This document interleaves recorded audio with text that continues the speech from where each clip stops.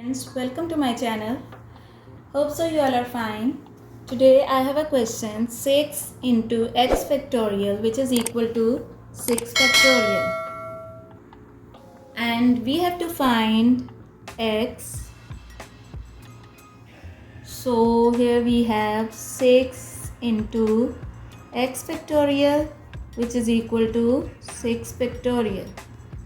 Now we will multiply both sides by 1 divided by 6.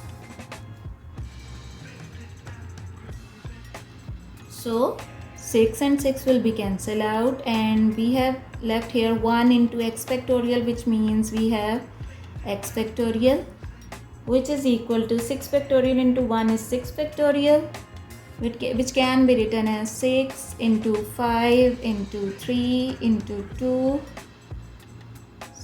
into 4 into 2 into 1 divided by 6. So 6 and 6 will be cancelled out. So x factorial is equal to 5 into 4 into 3 into 2 into 1. So we can write it as x factorial is equal to 5 factorial.